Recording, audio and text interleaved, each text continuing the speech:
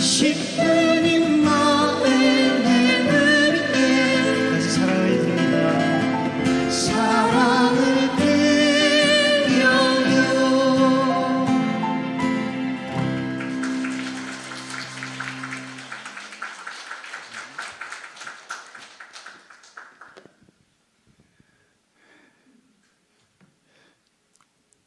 우리가 살고 있는 또 이 땅에 또 우리나라에 어쩌면 며칠 전에 있었던 그런 참사에 의해서 우리가 좀 같은 국민으로서 참담하면서 또 마음 한구석에는 어떻게 이런 일이 있을 수 있는가라는 의아함과 더불어서 여러 가지가 혼란 속에 또 쌓여져 있습니다.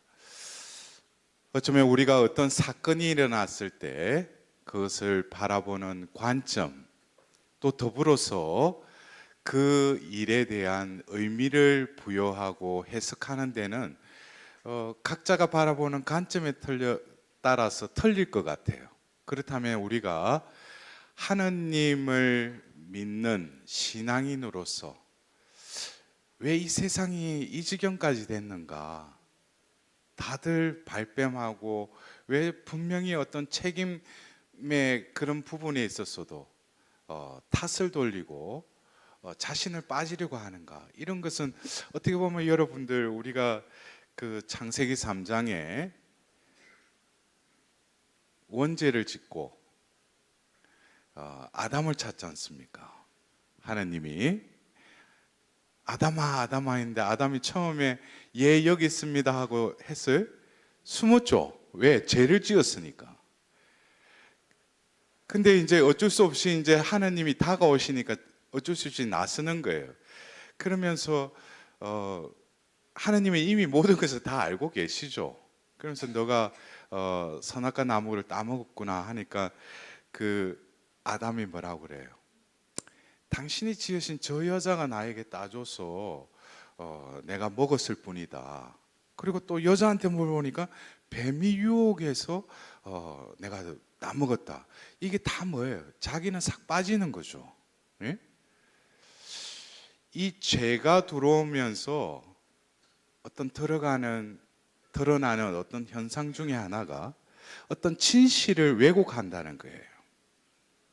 우리가 그것을 바라보는 관점과 또 그것을 해석하는 데 있어서 이번 일뿐만 아니라 이 세상에 진실이 있는가? 어떤 거짓 속에서도 우리는 그것이 당연하다라고는 하지 않지만 그런 속에서 저항하지도 않고 정의를 부르짖지도 않고 참이 무엇인가에 대해서 우리가 진정으로 다시금 되뇌이며 성찰하면서 살아가고 있는가? 그냥 살기 바쁘니까, 그냥 세상은 원래 이러니까 하고 그냥 그 편성하여서 살아가고 있지는 않는가? 그래서 오늘 여러분들 저에게 또 주어진 이 시간 또 그리고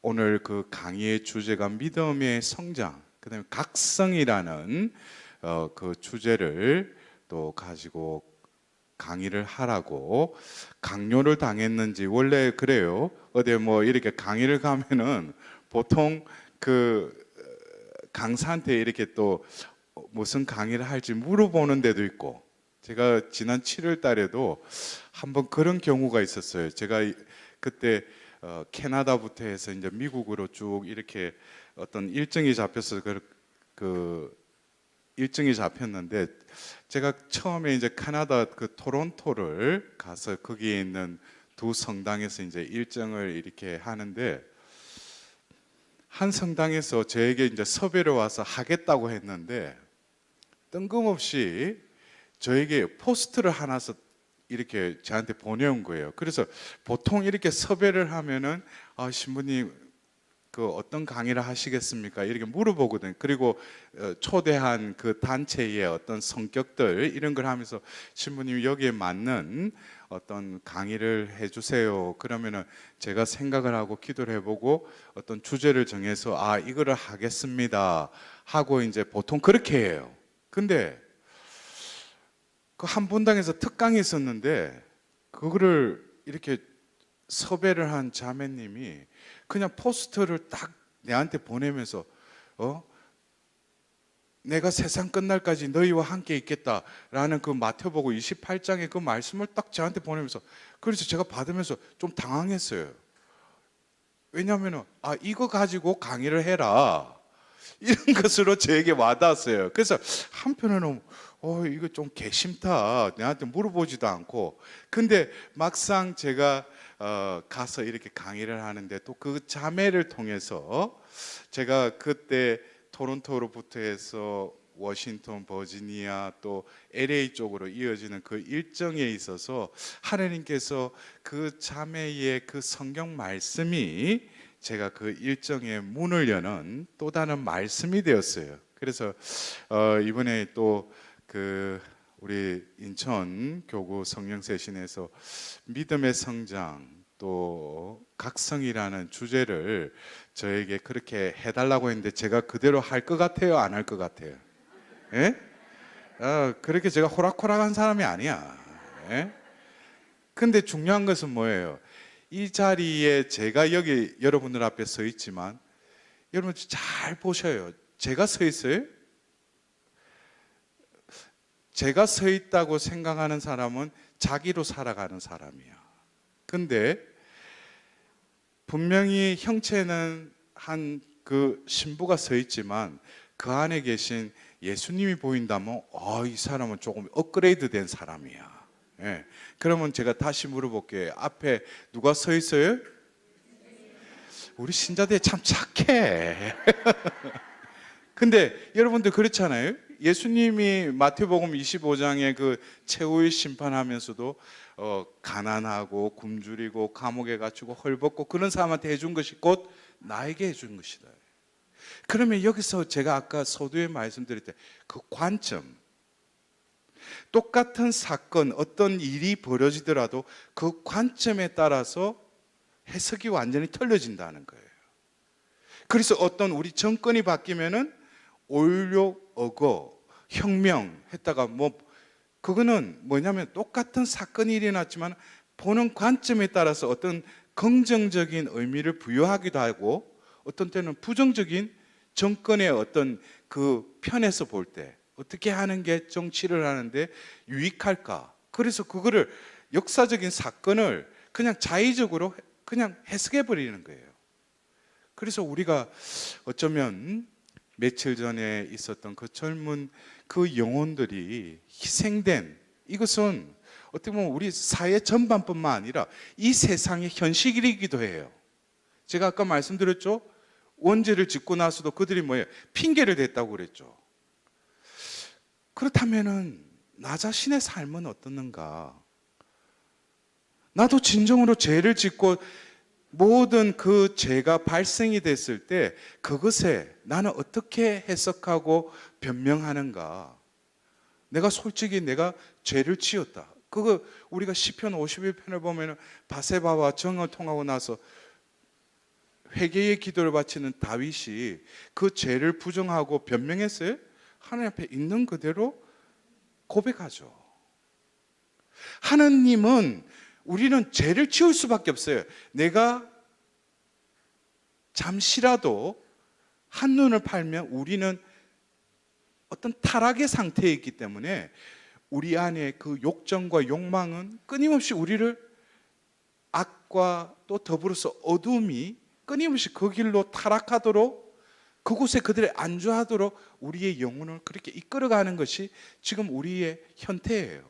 그렇다면은 우리가 오늘 믿음의 성장, 각성이라는 이 주제를 제가 말하는 것이 아니라 제 안에 계시는 그리스도의 영께서 오늘 모인 또 이 방송을 보는 우리 사랑하는 당신의 자녀들이 진정으로 하나님 말씀으로 온전히 받아들일 수 있도록, 그래서 여러분들도 저를 위해서 기도해야 되지만 저도 여러분들을 기도하다 보면은 이 자리에서 선포되는 말씀이 바로 우리와 함께 계시는 하나님의 말씀이 오늘 선포되고 여러분들의 마음의 밭에 씨가 뿌려져서 30배, 60배, 100배의 열매를 맺으리라 믿습니다.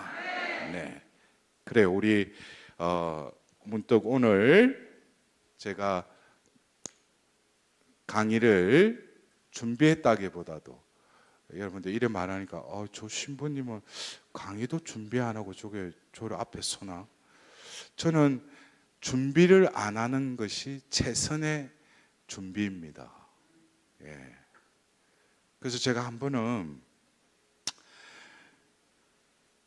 미국의 어떤 거기에도 저를 초대했던 곳이 성령세신이에요. 그래서 남가주 지역에 제가 그 성장 세미나를 한번 해달라고 해서 그해 초청을 받았는데 그게 이제 저와 이제 섭외를 했던 그 교육 담당 자매님이 조금 성격이 철두철미하신가 봐. 그래서 이제 1년여 전에 이제 섭외가 들어왔는데 딱 이게 이제 날짜가 다가오니까 이제 나를 점검하는 거예요. 전화해서 잘하는가. 그래서 전화 와가지고 한 번은 그러니까 그래가지고 이제 잘하고 있다고 했는데 이제 한 달 이제 조금 이제 남짓 남았을 때 또 전화가 왔어. 그래서 신부님 어떻게 준비는 잘 되시죠? 그래서 제가 그런 거예요. 이거 내가 거짓말 할 수도 없고 그냥 가만히 있다가 저 준비 안 하는데요. 이러니까 이 자매님 그 멀리서 이 전화통을 잡고 가만히 있는 거예요. 이 신부가 보면 이제 피정치도하러 올 날이 얼마가 남지가 않았는데 준비도 안 했대. 그럼 어떻게 할 건가? 그러면서 제가 그랬어요. 조금 전에 말했던 저는 준비를 안 하는 게 최선의 준비다. 딱 그러니까 이 자매가 또 가만히 있는 거야. 응? 그리고 이제 때가 돼서 제가 가서 피정을 했죠.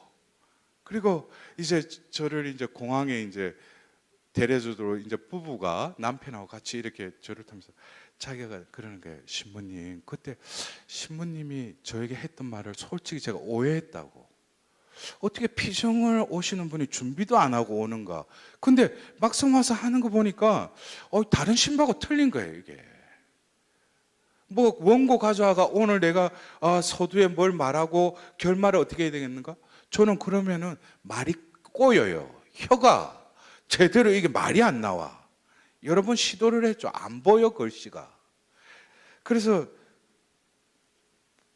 저를 그곳에 보내셨으니 그 자리에 모인 자녀들도 당신이 부르셨으니 그 자리에서 뭐예요? 하느님이 알아서 하실 거라는 거예요. 응? 그럼 나는 뭐겠어요? 밥 든든히 먹고 응? 잠도 잘 자고 그리고 그 자리에 서서 뭐예요? 오소서 성령이요. 그리고 하면은 된다 이거예요.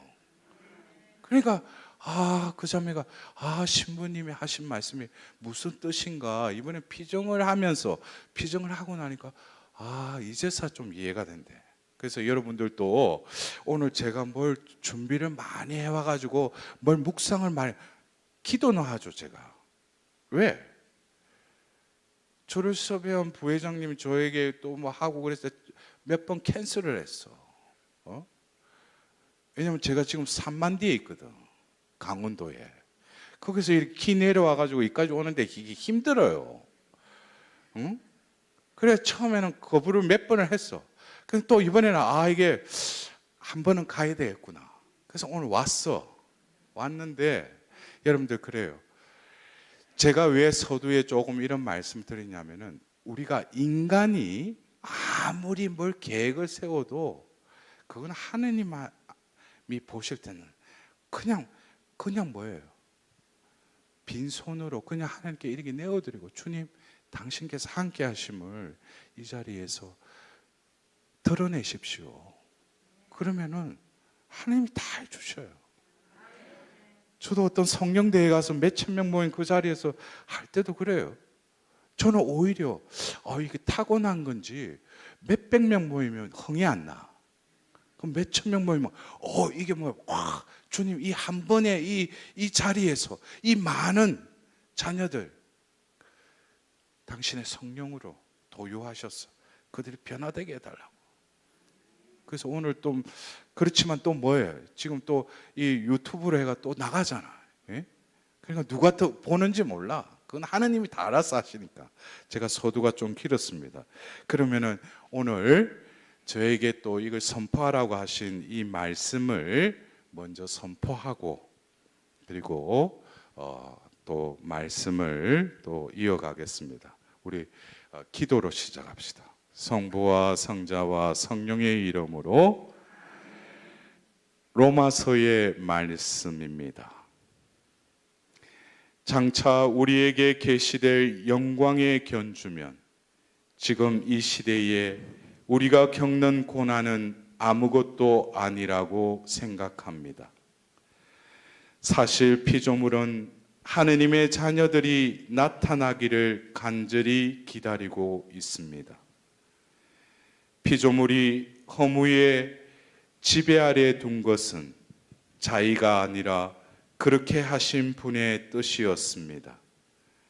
그러나 그것은 희망을 간직하고 있습니다. 피조물도 멸망의 종살이에서 해방되어 하느님의 자녀들이 누리는 영광의 자유를 얻을 것입니다. 우리는 모두 피조물이 지금까지 다 함께 탄식하며 진통을 겪고 있음을 알고 있습니다. 그러나 피조물만이 아니라 성령을 첫 선물로 받은 우리 자신도 하느님의 자녀가 되기를, 우리의 몸이 속량되기를 기다리며 속으로 탄식하고 있습니다. 이와 같이 성령께서도 나약한 우리를 도와주십니다. 우리는 올바른 방식으로 기도할 줄 모르지만 성령께서 몸소 말로 다할 수 없이 탄식하시며 우리를 대신하여 간구해 주십니다. 주님의 말씀입니다. 하나님 감사합니다. 여러분들, 이 로마서 8장에 나오는 이 말씀을 우리는 지금 우리가 살고 있는 이 세상뿐만 아니라 이 로마서가 쓰여진 2000년 전의 상황도 지금과 별반 차이 없다는 거예요. 여기서 보면은 로마서 8장에 제가 봉독해드린 이 말씀을 보면은 계속 나오는 단어 중에 하나가 뭐냐면 탄식이에요. 탄식. 여러분들 탄식 아시죠? 예? 탄식하고 한숨하고 어떻게 차이가 날까요? 좀 어떤 부분에 대해서는 비슷하죠. 우리가 한숨. 그리고 또 우리 요즘에는 모르겠어요. 6.25를 겪고 지금 이제 세상을 떠난, 또 그 이후에 우리나라가 가난하고 또 여러 가지 힘든 상황에서 또 가부장 제도에서 또 특히 여자들, 그래서 뭐 여자들이 뭐가 들었다는 거예요. 한 많은 세상, 한. 네? 그래서 이게 한, 또 어떤 한숨, 또 탄식, 이거는 어떤 동일선상에서 여러분들이 이해가 되죠, 그죠? 근데 여기서 보면은 바오로 사도가 이 세상을 바라보면서 분명히 창세기 1장에 하나님께서 지으신 그 세상은 보기에 좋다고 하셨죠. 근데 지금 이 세상이 어떻게 됐어요? 그래서 제가 이 로마서 8장의 이 말씀을 이렇게 본으로 하면은 탄식을 하는데, 탄식이 세 차원으로 탄식을 하고 있다는 거예요. 세 개의 차원이 있다는 거예요. 첫 번째는 뭐예요? 지배하고 다스리라고 하신 하나님께서 첫째 날부터 여섯째 날 인간을 창조하기 전까지 창조한 이 모든 피조물의 세계, 피조계가 어떻게 하고 있다는 거예요? 탄식하고 있다는 거예요. 이것은 지금 현 프란체스코 교황님께서 첫 해칙, 교황이 되셔서 첫 찬미 받으소서. 지금 어떤 생태계의 위기, 여러 가지 그 어떤 심각성에 대해서 어떻게 보면 이 시대의 그 현주소를 교황님이 그 해칙을 통해서 우리에게 반포하셨어요.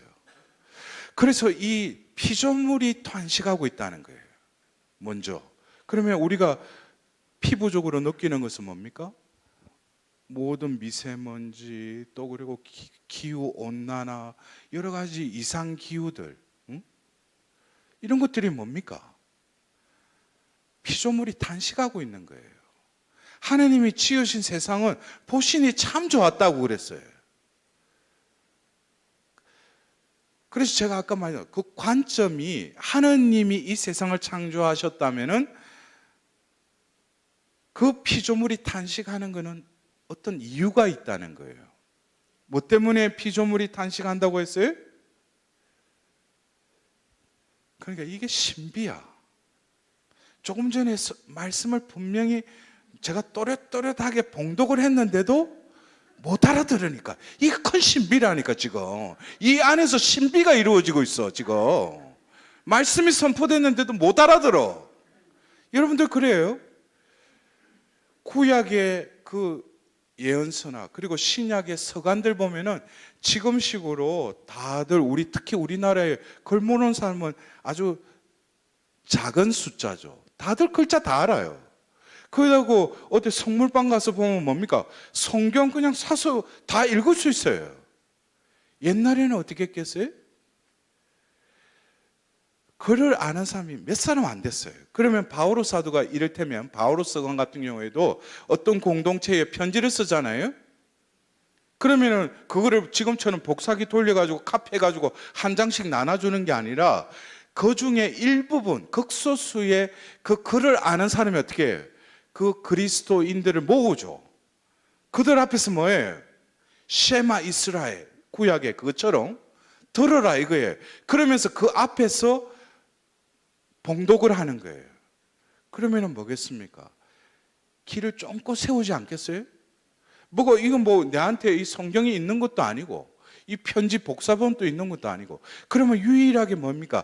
이 말씀이 선포되는 이 순간에 그 말씀을 들으려고 귀 기울이겠죠. 그러면 말씀이 들어간다는 거예요. 근데 아까 제가 말씀 봉독했는데도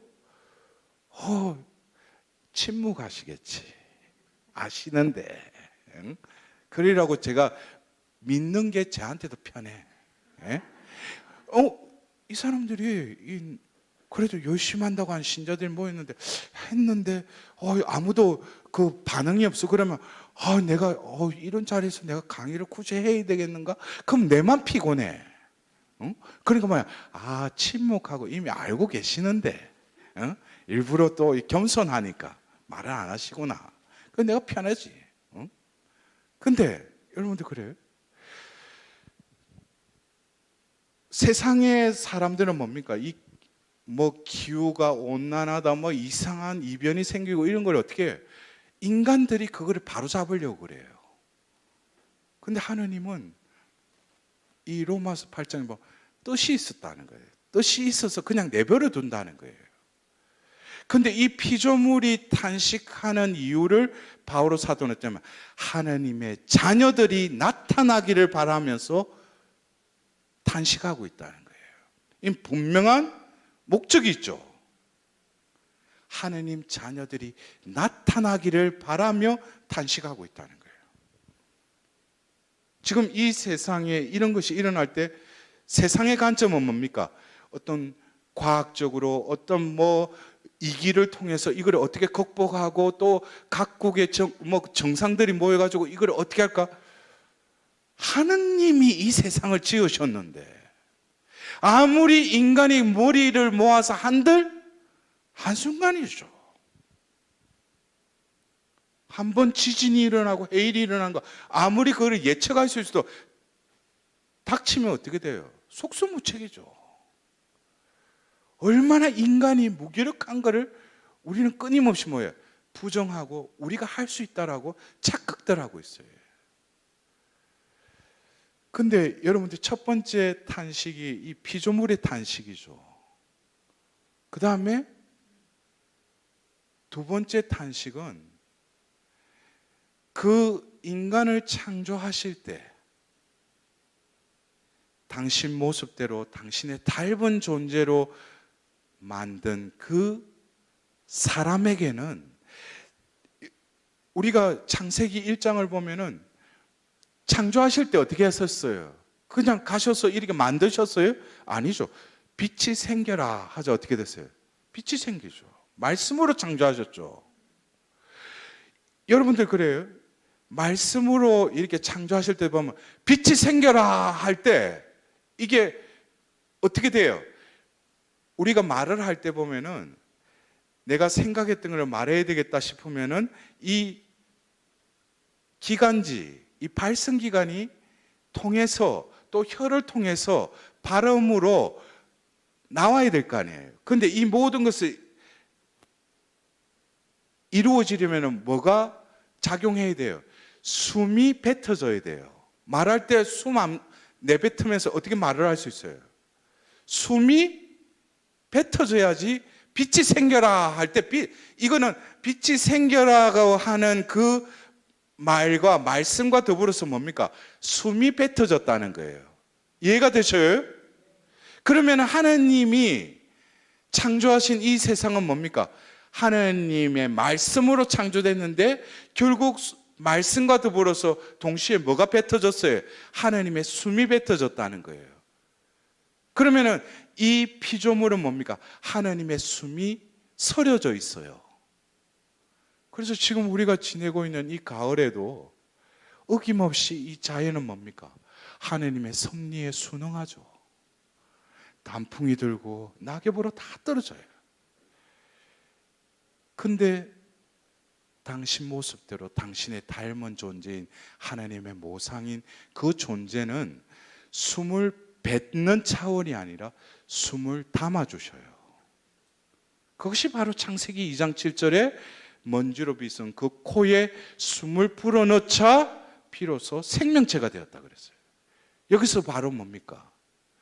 다른 피조물과 근본이 틀린 거예요. 하나님의 숨이 불어졌는데 그 존재에 그 숨이 모셔진 존재, 이것이 바로 뭐라는 거예요? 사람이라는 거예요. 그래서 이 바오로 사도의 이 로마서 8장에는 피조물이 탄식하고 있죠. 근데 또 그 사람에게 부어주신 그 머물게 하시는, 머무르고 계시는 하나님의 숨, 성령께서 또한 탄식하신다는 거예요. 여러분들 어떤 때 저도 하나님을 알지 못했을 때, 하나님의 사랑을 제가 체험 못했을 때는 세례받고도 제 마음대로 살았죠. 근데 어느 날 밤에 네온사인이 이렇게 있는 그곳을 제가 이렇게 지나가는데 평상시에 제가 숨을 쉬고 있잖아요. 근데 저도 모르게 어떤 이렇게 숨을 쉬는데 한숨이 푹 나오는 거예요. 이러면서. 그러면서 제가 이렇게 보니까 아이고, 숨을 쉬는데 내가 지금 왜 한숨을 쉴까 싶은 거예요. 그때는 몰랐어요. 이게 뭔가 내가 숨을 좀 들어 마시고 내뱉는데 이게 언밸런스가 돼서 숨이 그래 나왔는가 그래 생각했어요. 근데 시간이 지나면서 그때 그 순간을 다시 떠올려 주시면서 그때 숨은 내가 한숨을 쉰 게 아니고 내 안에 계신 성령께서 단식에 숨을 쉰 거예요. 이것은 뭡니까? 내가 지금 하나님 자녀답게 제대로 살지 못하니까 내 안에 계신 성령이 탄식하다는 것을 제가 이 말씀 보면서 그때가 떠오르는 거예요. 그래서 우리가 어떤 때는 힘들면 한숨을 쉬고 이러잖아요. 근데 그것은 내가 생각하는 이 세상이 너무나 힘들고 지금 내가 지고 가야 될 십자가 또 지금 벌어진 듯 여러 가지 일들, 이거로 내가 한숨을 쉬는 것 같지만은 내 안에 계시는 영이 나를 통해서 뱉으시는 거예요. 그래서 바오로 사도는 이루 말할 수 없는 깊은 탄식하신다는 거예요. 그래서 우리가 그래요. 겉으로는 뭐 멀쩡한 것 같아. 근데 자기가 자기를 아는 것보다도 하나님이 나의 영혼의 상태를 보여주시면 지금 내 존재는 그 말 그대로 엉망진창이에요. 여러분들, 우리가 그 예수 성심에 그 상처난 가시 찔린 그 성심을 보여줬던 그 성녀가 말가레타 성녀죠.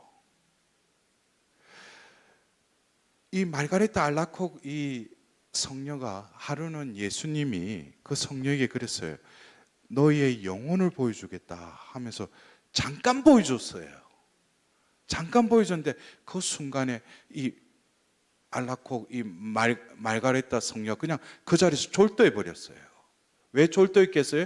너무나 아름다워서 졸도했겠어요? 그분은 성녀가 되신 분이에요. 근데 그 영혼을 잠깐 보여줬는데도 어떻게 그냥 정신을 잃어버린 거예요. 너무나 자기가 생각했던 영혼의 상태하고 예수님이 잠깐 보여줬는데 너무나 끔찍한 거죠. 그래서 제가 그 일화를 보고 나서 제가 예수님한테 기도했어요. 주님, 저에게는 보여준다고 하지 마십시오. 왜냐하면 저는 졸도할 게 아니고 바로 꼬꾸라져 죽어버리니까. 그래서 여러분들 그래요. 하나님이 우리와 함께 계시죠. 그런데 하나님이 진정으로 함께 계심을 드러내신다면 이 자리는 아수라장이 될 거예요. 우리 하나님 빛이라고 그러죠. 그 빛이 조금이라도 이 자리에서 비춰버리면 우리는 소스라치게 완전 적사해버릴 거예요. 근데 우리는 뭡니까? 아무렇지도 않은 것처럼 그냥 이 자리에 또 있고 뭐 하나님 뭐 이러잖아요. 그게 하나님 자비예요. 그래서 우리가 어떤 때는 영적으로 하나님과 일치된 영혼들은 직접적으로 사탄에게도 공격을 받잖아요. 근데 어떤 때는 우리가 뭐 하면 악이 유혹을 해가지고 내가 또 유감에 빠져서 또 죄를 지어서, 여러분 그런 말도 마귀가 싫어해요. 왜? 자기 유혹도 안 했는데 자꾸 사탄 뜻으로 돌리니까. 지 삶이 원래 그 유혹 안 해도 그렇게 살아. 근데 왜 뭐 하면은 마귀가 유혹했다고 그래. 그래서 마귀들이 이렇게 보니까 각자가 파견된, 거기도 사도처럼 파견돼. 그런데 뭐 가서 보니까 이제 마귀 중에 조금 중간급 사람이 이렇게 순찰을 도는 거예요. 그 가보니까 시장통에 가니까 이 마귀들, 그게 담당하는 마귀가 자고 있는 거야. 그 한 대 딱 때면서 뭐 하고 있어? 사람들 유혹해야지. 그러니까 이 마귀가 뭐랬냐? 뭔 소리야? 내가 유혹 안 해도 이들은 그냥 그런 속에서 살아간다고. 그냥 유혹할 필요 없다고. 그냥 그렇게 살아간다고. 그래서 우리가 어떤 때는 진정으로 그 어떤 마귀의 그런 유혹이 강하게 온다는 것은 내가 하나님과 가까이 있다는 또 다른 반증이에요. 그래서 여기서 보면은 첫 번째가 피조물이 탄식한다고 그랬죠. 또 내 안에 계시는 성령이 이로 말할 수 없는 깊은 탄식을 하고 있다는 거예요. 그것도 결국 뭡니까? 한 가지, 하느님 자녀들이 나타나기를 바라면서 탄식하고 있는 거예요. 근데 바오로 사도는 뭐라고 해요? 내가 기도할 줄 모르는데 성령께서 나를 대신해서 기도해 주시는데 하느님이 그걸 들어주신다는 거예요. 그래서 여러분들 그래요. 기도라는 것이 뭘 하나님께 지향 가져와서 이거 구하면 응답해 주시고 give and take의 그런 기도가 아니에요. 여러분도 안 그래요? 왜 우리가 하나님 뜻을 구해야 돼요? 여러분들 굴기도다 하나님께 뭐 리스트 적어서 기도한 거 그 응답을 받게 됐지만 어떤 거는 응답을 내 편에서는 못 받았다고 하지만 하나님은 다른 방법으로 또 응답하셨어. 근데 내가 적은 지향 말고 자신이 살아온 그거를 이렇게 뒤를 돌아보면은 내가 하나님께 기도한 이것만 이루어 주셨어요? 내가 바치지 않고 생각지도 못한 그 모든 것도 하나님은 두루두루 다 축복해 주셨어요. 하나님을 간장 종지에 닮으려고 하지 마. 하나님은 영원 불변하신 분이셔요. 그분을 보면 주님 아시죠? 이거 또 그래 반찬값 아껴가지고 또 미사염을 내고 또 해가 하면 덜어주시겠지. 또 거기다 또 뭐예요? 더불어서 그분한테 나아가서 협박을 하지. 뭐를 통해서 굴기도. 그래가지고 딱 달력에다가 매들매치 동골배를 딱 치고 27일 또 카운트를 해서 딱 마지막에 딱 하고 딱 성모님 앞에 불을 딱 켜고 딱 묵주를 들고 탁 땡기는 거예요. 이거는 총성 없는 방아쇠를 땡기는 거예요. 내가 두고 보겠다 이거야. 27일 후에 어떻게 하는지 성모님 아시죠? 내가 두고 보겠습니다. 이거는 자녀로서의 어떤 마음가짐이 아니죠. 하나님이 우리에게 우리가 하나님께 뭐 해드렸다고 하나님이 꼭 그거를 그대로 들어줘야 돼요? 우리가 그 감사송에 보면 그래 하나님께 감사드리는 것도 은사라고 그랬어요. 우리가 하나님께 감사하는데 하나님은 뭡니까? 감사받을 일도 없어요. 왜? 하나님 자체가 완전하신 분이기 때문에. 그리고 사랑 자체이시고 자비 그 자체이시니까 원하고 바라는 이들에게 그냥 베풀어 주셔요. 조건 없이. 근데 뭐 그거 했다고 와서 감사하다고. 그래서 10명의 나병 환자 중에 다시 돌아온 그 나병 환자가 감사드렸다고 해서 우리가 감사의 주제로 강의를 할 때 그 성경 구절을 인용하기도 해요. 근데 그거는 그 사람이 와서 감사드린 게 아니에요. 10명의 나병 환자가 그 시대의 나병 환자라면 뭡니까? 죄인으로 치부받았어요. 그들은 사회생활 속에서 완전히 소외됐어요. 그래서 성경에서도 보면 멀찍이 서서 스승님 자비를 베풀어 주십시오 하고 외쳤어요. 왜? 사람들 가까이 나아가지 못하니까. 일단 외모부터 이게 막 붕대를 감고 있고 몸이 그렇잖아요.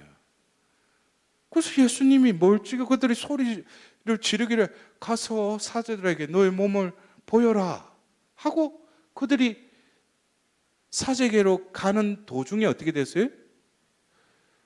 치유가 일어났어. 그런데 분명히 그들은 예수님한테 무슨 기도를 했어요? 자비를 베풀어 달라고 그랬어요. 그러면 예수님은 그 기도의 응답으로 자비를 베풀었죠. 그런데 그들이 생각했던 자비는 뭡니까? 육신의 치유만을 생각했던 거예요. 그러니까 보니까 나병이 나온 걸 보니까 뭡니까? 이제 이거는 나한테 자비가 임했고, 그러면 자기 갈 길로 가버린 거예요. 근데 이 한 사람은 육신의 치유뿐만 아니라 그 자비가 그 영혼에 스며드는 거예요. 그래서 자비를 베풀어 달라고 외쳤던 그분이 바로 자비 그 자체이신 분이라는 것을 영으로 알아들은 거예요. 그리고 그 자비는 그 영혼을 어디로 이끌어요? 예수님께로 이끌어요. 우리가 볼 때는 그 이방 나병 환자 한 사람이 자기 발로 온 게 아니에요. 하나님의 은총이 그를 이끄신 거예요. 그 9사람은 뭡니까? 자기 원하는 거 이루어지면은 굿바이 하고 자기 갈 길 가는 사람이고, 이 한 사람은 마지막 그 은총이, 자비가 그 영혼에 임했을 때 그 영혼이 그 은총에 순응해서 이끌렸는데 한 게 와서 보니까 어디 와 있어요? 예수님 발치에 와 있는 거예요. 그 순간 어떻게 돼요? 바로 그 앞에 무릎을 꿇고 예수님 앞에 엎드려요. 그게 바로 그 자비의 예수님의 그 밑에 적혀있는 예수님 당신께 의탁하나이다. 무슨 내가 지금 이렇게 병들고 지금 우리 가정에 무슨 일이 있고 지금 내가 뭐 현세적으로 뭐가 있는데 주님 자비를 베풀어 주십시오. 그러면 뭐가 해결이 되고 치유가 돼서 그러면 감사합니다. 이게 아니에요.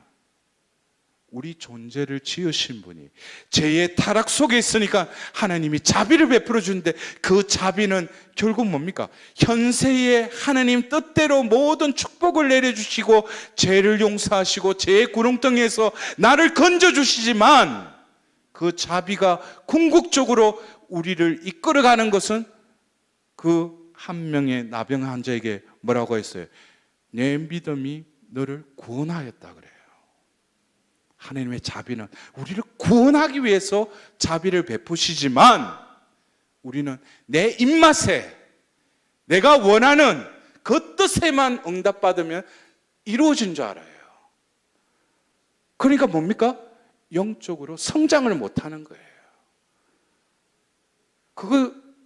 그것이 결국 기복신앙이에요.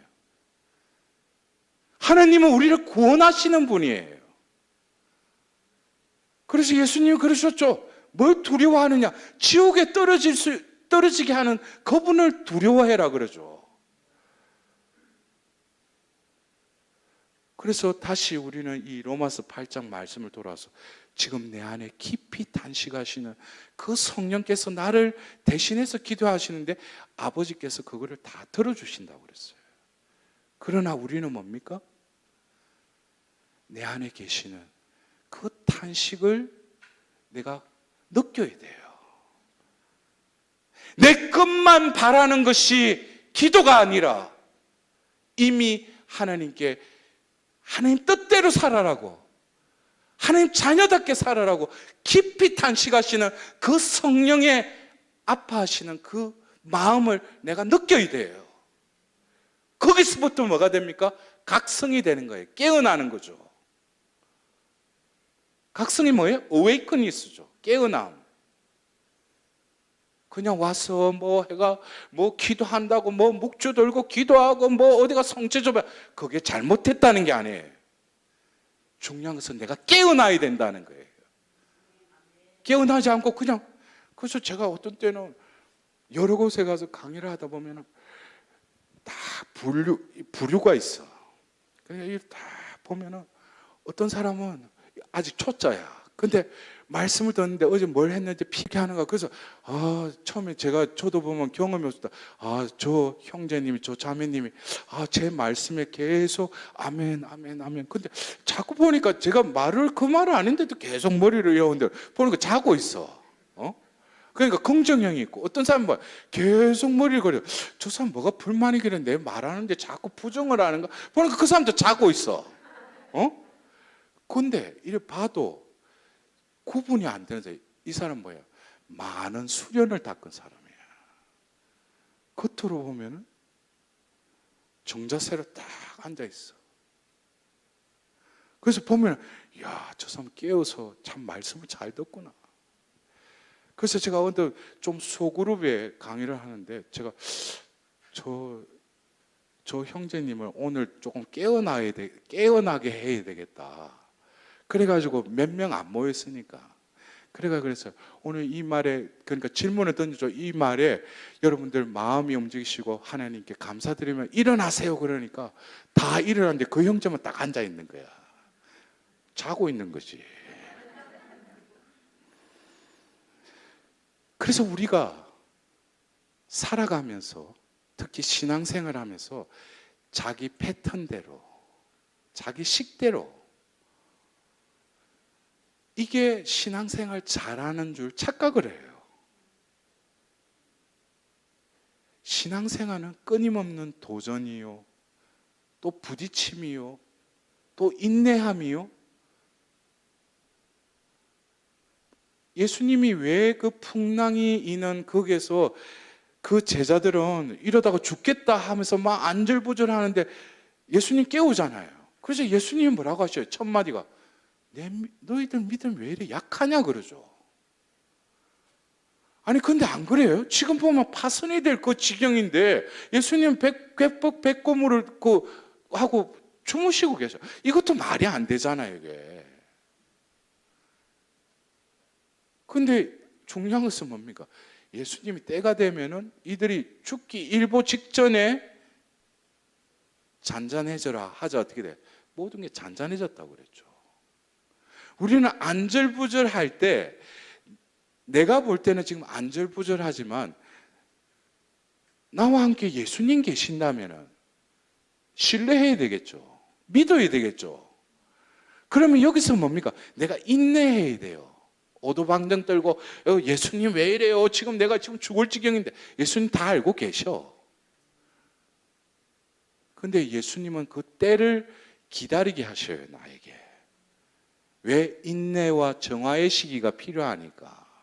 왜? 믿음을 순수하게 하기 위해서. 때가 되면 뭐예요? 내가 그렇게 안절부작 오도방정 떨던 그것도 보면 어느 한순간에 뭐예요? 그분을 신뢰하고 다 의탁하니까 어느 한순간에 잔잔해진 그 바다, 그 호수와 같이 그냥 아무것도 없었는 줄로 다 해결돼 버리는 거예요. 그게 뭡니까? 내가 기도한 거 들어달라고 하기보다는 하나님 뜻에 그냥 다 맡겨드리고, 그리고 현실 속에서 내가 민감해져야죠. 내가 분명히 이렇게 해달라는데 엉뚱한 일이 생겨. 나는 이렇게 평안하게 해달라고 이런 지향을 가지고 기도했는데 엉뚱한 더 큰 시련이 닥쳐오든지 어떤 혼란이 와요. 이럴 때도 뭡니까? 인내해야죠. 왜 하느님 제가 굴기도 이리 들었는데 왜 이런 일이 왜 일어나냐고? 하느님 볼 때는 그 믿음이 그냥 팔랑캐비처럼 왔다 갔다 하는 거를 뭔가 성장시키기 위해서 그러시는데 그걸 못 알아듣고 내 이러려면 뭐예요? 빠이빠이 하고 예수님 떠나고 그럼 거기서 끝나는 거지. 그래서 여러분들 여기도 조금 나이 지긋한 우리 어르신들 좀 있으신 것 같아요. 여러분들 그러잖아요. 저 신부 뭐 좀 아는 것 같네. 그런 과정을 다 겪어야지. 응? 그래서 우리가 히브리서 11장에 뭐예요? 연단에 대해서 나오잖아. 왜 연단하셔요? 당신의 사랑하는 자녀이니까. 하나님의 목적은 뭐예요? 이 생이 끝이 아니죠. 영원한 생명을 주기 위해서 이 광야의 이 여정을 통과해야 된다는 거예요. 그래서 여러분들 보십시오. 피조물이 탄식했죠.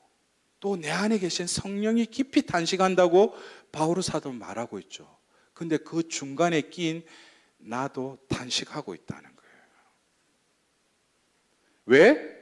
하나님 자녀로 다시 태어나기를 바라면서 탄식하고 있다는 거예요. 그것은 이 로마서 8장에 그래 나와 있어요. 근데 여러분들은 지금 뭐 때문에 탄식하고 계셔요? 왜 힘들어 하셔요? 존재론적으로 내가 하나님의 자녀로 부르심 받았는데 그 자녀답게 살지 못하기 때문에 하나님 제가 이렇게 살아야 되는데 자녀답게 살아야 되는데 거룩한 사람으로 되기에는 너무나 내가 힘들고 내가 속수무책에 하려고 해도 죄만 짓고 그게 로마서 7장에 그대로 나오잖아. 그래서 제가 처음에 로마서 7장에 그 15절 이하의 그 말씀을 읽으면서 바오로 사도는 대영성가죠. 예수님을 전하기 위해서 온갖 수모와 시련과 죽을 뻔한 위험 다 섭렵한 사람이에요. 그랬던 그가 3차 전도행을 끝내고 이제 그 중간에 코린도 해변가에서 그 아드레안 해를 보면서 그 바다 내음을 맡으면서 자기가 다음에 가야 할 그 로마를 보면서 로마서를 쓰면서 그 7장에 솔직한 자신의 인간적인 나약함을 고백을 해요. 그래서 로마서 7장에 보면 그래요. 나는 도저히 나를 이해하지 못한다고 그래요. 왜? 나는 좋은 일을 행하여야지 하는데 한 걸 보면 악을 저지르고 있는 거예요. 그래서 자기 안을 들여다본 거예요. 그러니까 좋은 일을 하나님 안에서 선한 일을 하려고 마음 먹는 동시에 내 옆에 뭐가 도사리고 있다는 거예요. 죄가 도사리고 있다는 거예요. 그래서 결론은 뭐예요? 나는 참으로 비참한 인간입니다라고 고백해요. 여러분들, 이것은 존재론적인 고백이에요. 나는 하려고 해도 안 된다 이거예요. 비참하다는 거예요. 참으로 비참하다는 거예요. 여러분들, 여기서 말하는 비참하다라는 것은 세상적인 관점에서 그 비참함이 아니에요. 여러분들, 세상적인 재물, 권력, 모든 것을 다 가졌다 하더라도 하나님이 없으면 비참한 존재예요. 그러나 여러분들은 왜 비참하고 내가 왜 탄식해요? 세상적인 관점 아니에요? 세상적인 기준에 지금 내가 한숨 쉬고 있는 거 아니에요? 그거는 아직까지 뭡니까? 자고 있기 때문이에요. 깨어나면 뭐예요? 나의 존재를 깨닫게 되는 거죠. 그래서 바울 사도가 말해요. 나는 참으로 비참한 인간입니다. 거기서 끝맺지 않죠. 이 죽음에서 누가 나를 구해줄 수 있습니까? 주 예수 그리스도께서 나를 구원해 주셨습니다.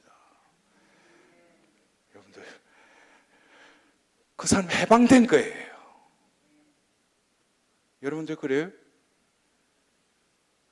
제가 신학생 때 미국의 그 피정에 참석했을 때 파견 미사 때 어떤 형제님이 나와서 에페소서를 이렇게 딱 선포하는데 그게 뭐냐면 주님을 위하여 일하다가 감옥에 갇힌 나 바오로가 이 편지를 씁니다. 근데 그 말씀을 선포하는데 제가 그 말씀이 저에게 딱 들리면서 눈에서 눈물이 주르르 흐르는 거예요. 그래서 내가 이거 뭐 눈물이 왜 나지 싶은 거예요, 내가. 그래서 그 후에 기도를 해보니까 왜 그 말이 나에게 와닿자마자 눈물이었을까? 이거는 뭐냐면 내가 감정적으로 느껴서 뭐 슬픔이 느껴져서 뭐 너무 격하게 기뻐서 흐르는 눈물이 아니었어요. 이건 내 영혼의 눈물이었어요.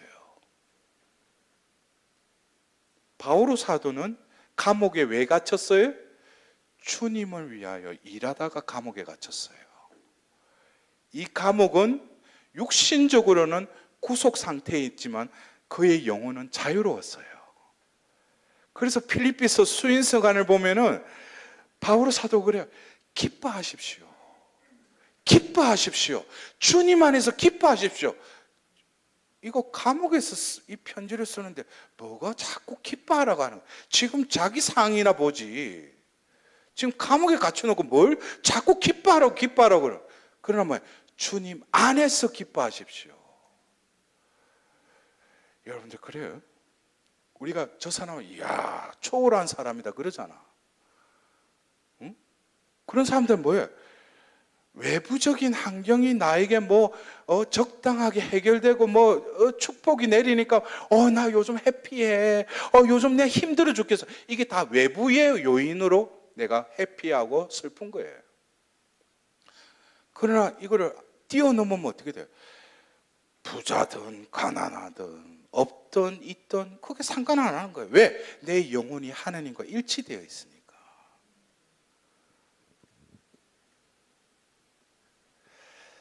그래서 여러분들 오늘 어쩌면 아까 우리 봉사자께서 또 그런 기도도 바치고 어떻게 보면 우리 국가에 그냥 그 젊은 아이들의 죽음, 그것은 지금 우리 현실을 가장 상징적으로 드러내는 거예요.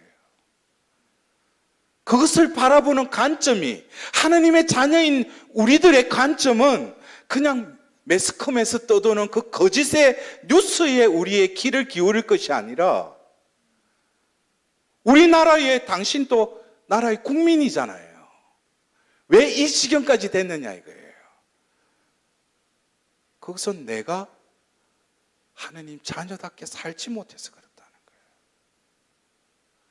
그것을 우리가 회개하고 나 먼저 진정으로 하나님 자녀로 거듭 태어날 때 아이고 내 혼자 뭐 그런다고요?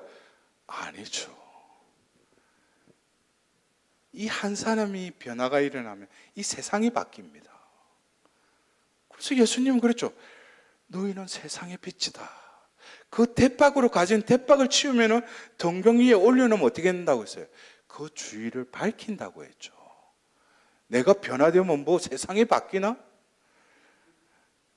하나님이 내 영을 통해서 성령께서 내 안에서 이제 활동하기 시작하죠. 그러면은 이 성령은 온 세상을 창조할 때, 빛이 생겨라 할 때 이 성령이 숨이 나가면서 이 세상이 창조된 거예요. 그러면 내가 변화되고 내 안에 계시는 성령과 일치해서 이제 성령께 민감한 그러한 존재로 살아가려고 하다 보면은 내가 어떤 사람 만나서 평상시에는 그냥 말을 했지만 내가 내뱉을 때 어떻게 돼요? 내 안에 계신 성령께서 함께 하시는 거예요. 그냥 나는 그 자매가 힘들어하길래 그냥 기도해주고 그냥 했는데 뭡니까? 그 사람이 그 순간에 변화가 일어나는 거예요. 내가 무슨 은사를 받아? 은사 받았어. 여러분들 그래요? 은사자, 은사. 그거는 제가 그래요. 어디 가서 내가 강의할 때가 그거는 택배 기사하고 비슷해요. 자기한테 어떤 배달할 물건이 있죠. 그럼 택배 기사는 뭐예요? 그 주소에 가가지고 그냥 전달해 주면 돼. 그걸 해가지고 택배 기사님 감사합니다. 찬미 받으셔서 그래요? 택배 기사가 해야 될 거는 그 물건 그냥 가서 전달해야 할 그 주소에 가서 그냥 전달하게 하면 돼. 은사를 받은 사람도 그거예요. 자기는 그냥 전달할 뿐이에요. 그거는 자기가 없어야죠. 모든 죄의 뿌리는 자기로부터 시작돼요. 그래서 제가 아까 말씀드렸죠. 제가 왜 눈물을 흘렸어요? 바오로 사도는 주님을 위해서 일하다가 세상의 감옥에 갇혔지만 그는 갇힌 게 아니었어요. 자유로운 영혼이었어요. 근데 나는 뭐예요? 어디 가고 싶으면 다 돌아다니고 그러지만은 보이지 않는 족쇄와 감옥에 갇혀 있어요. 그 감옥이 바로 뭐예요? 내 자아예요, 자아. 하나님은 나에게 세례를 베푸면서 이제 그 자아의 감옥에서 탈출시켜 줬는데 다시 기 들어가는 거야.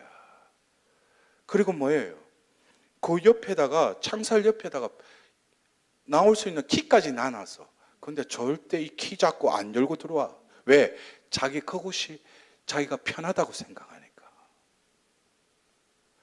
평생을 그 감옥 속에서 허덕이다가 죽는 영혼들이 너무나 많은 거예요.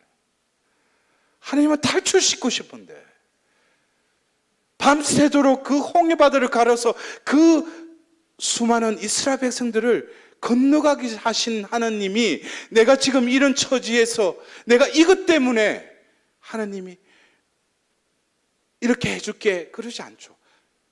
보이지 않는 자아의 감옥에서 탈출해서 이제는 너가 자유로운 영혼으로 온전히 나와 함께 이 남은 삶을 살아라.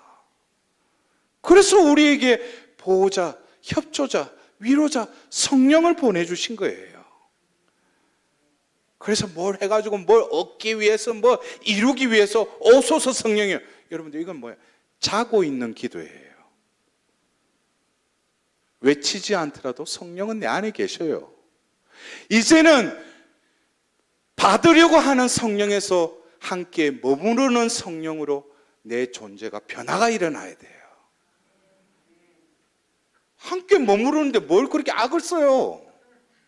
다 계신데. 그런데 오해하지 마셔요. 깨어나야 됩니다. 그래서 제가 우리 교회 안에서도 그래요. 성령 세신. 어떻게 보면은 두케인 대학에서 시작된 이 전 세계의 캐리스마틱, 이 스피리추얼 무브먼트, 이 운동은 성령이 일으키셨어요. 제가 50주년 되는 해에 디트로이트의 그 한인 성당에 비정을 끝내고 그 중간에 쉬는 시간에 애나브라는 그곳에 갔어요. 그러니까 조그만한 성당이 있었어요. 그래서 제가 같이 간 우리 신자분이 저게 뭐 하냐니까 초창기에 두케인 대학에서 성령 세신, 성령 체험을 했던 이들이 이곳에 모여서 전 세계로 퍼졌다는 거예요. 근데 제가 지금 이 캐리스마틱 은사적 성령 세신에 하나님께 저를 도구로 쓰셨어요. 근데 어느 순간부터 제가 회의감에 빠졌어요. 왜냐? 분명히 하나님께서는 저희가 은사를 주셔서 그 은사를 드러내셨어요. 근데 뭡니까? 내 존재가 바뀌지 않는 거예요. 제가 그런 회의감을 하면서 한동안 이런 강의나 남들 앞에 서지를 않았어요. 왜? 이거를 해결하지 않으면 성령이 이것 때문에 내 안에 머무시는가? 그러면서 그 이후에 2007년도에 기도 중에 새 영을 부어주리라. 너가 가는 것보다 새 영을 부어주리라. 이게 뭐지? 그 이후에 하나님께서는 전 세계를 돌게 하면서 성령대에 이래. 제가 그래서 이게 뭔가? 근데 결국 하나님께서 저를 도구로 해서 이미 성령 세미나에 보면 하느님 사랑부터 해서 쭉 하느님 뜻이 그대로 그 성령 묵상에 그게 모든 것이 담겨져 있어요. 근데 이제 50년이 지나고 이제 55년째 되는 이 해에도 이 성령 세신 쪽은 뭡니까? 5번째 거기에 머물러 있어요. 안수받고 뭐 느끼고 넘어지고 그다음에 뭐야? 성장해 보면 성령 기도에 나가라. 그런데 성령 묵상회의 마지막 강의의 주제가 뭡니까? 그리스도 안에서의 변화예요. 이게 바로 그 캐리스마틱 성령 세신이 가고자 하는 목적지예요. 근데 변화에 대해서는 말을 하지 않아요. 그냥 자극적이고 감성적이고 이것에 그냥 머물러 있는 거예요. 그래서 제가 솔직히 어떤 때는 이런 성령 세신 쪽에서 강의를 부탁할 때 제가 그게 맞는 책임자한테 그래요. 제가 가봤자 보면 그쪽에 앉은 사람들이 원하는 거는 그런 건데 제가 가서 뭐 찬물 엎지르는 것처럼. 그래서 어느 여러분들도 말하면 아는 그런 기도에는 제가 회장님 전 더 이상 제 부르지 마세요 하는데 또 불러. 근데 제가 한국보다도 외국에 어떤 그런 기회가 많아서 하는데 이제 조금씩 이제는 뭡니까? 은사적 차원이 아니라 존재론적인 차원의 성령이 머무르게 하는 그런 존재로 변화되기를 바라는 영혼들이 이제 생겨나기 시작해요. 내가 변화돼야 돼요. 마지막으로 제가 그래요. 여러분들 구원이 뭡니까? 구원이 내가 선행을 얻고 봉사도 많이 하고 그러면 하나님이 심판 때 딱 보니까 리스트 쫙 그래 몇 년도부터 몇 년도 인천교구 뭐 하고 너 본당에서 네 레주 단원으로 몇 년 그거 보고 구원 해 주실 것 같아요? 여러분들 아셔야 돼요. 하나님은 존재를 창조하신 분이에요. 하나님이 그 존재가 죄의 타락 속에 있는데 그들이 아무리 겉으로 뭐 치적을 남기고 업적을 남기는데 하나님 편에서는 그거 아랑곳하지 않으셔요. 그거 참작하지 않는다는 거예요. 존재를 지으신 분은 심판할 때도 존재를 보셔요. 당신의 모상으로 창조를 하셨다면 구원 때도 뭡니까? 그 존재를 보고 지원바대로 회복되면 어떻게 돼요? 통과해요. 그래서 제가 교회 안에서 회복 사도직이라고, 근데 처음에는 리커버리의 개념의 회복인 줄 알았어요. 근데 제가 자비를 체험하고 났으면 복원의 의미도 있는 리스토레이션의 회복을 지금 제가 메시지를 전하고 있는 거예요. 여러분들 회복하십시오. 회복하십시오. 근데 이게 회복하면 내 병 낫게 해달라고 내 뭐 해달라고. 그 회복이 아니에요. 병이 나아도 또 병이 걸려요. 또 다른 병이. 내 지금 축복받고 재물이 축복을 받았대도 또 망해요. 없어져요 다. 그러나 뭐예요? 존재론적으로 내가 변화가 되면은 그거는 없어지지 않아요. 왜?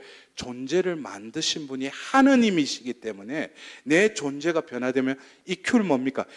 이 생에서도 영원한 생명을 살고 바로 내가 이 생을 마치고 하나님의 그 나라에 온전히 들어가게 된다는 거예요. 그것을 지금 이 현실에서 이루는 거예요. 누구의 도움으로? 성령께서 우리를 도와주셔요. 그래서 마지막으로 이런 그래요. 오늘 내 안에 깊이 깊이 탄식하시는 그 성령이 나에게 무엇을 원하는지 그거를 귀 기울이면은 여러 가지 묵상이 될 거예요. 그리고 자기의 삶, 기도, 신앙 자세 이런 것들을 우리가 다시 보게 될 때 어떻게 되겠어요? 각성이 되는 거예요. 그 잠에서 깨어나는 거죠. 그럴 때 어떤 고백이 나옵니까? 바로 요한 묵시록 21장 1절 나 사도 요한은 새 하늘과 새 땅을 보았습니다. 의자에서 큰 소리가 울려 퍼졌습니다. 나의 거처는 너희 가운데 있다. 아멘. 영광이 성부와 성자와 성령께 성부와 성자와 성령의 이름으로 아멘.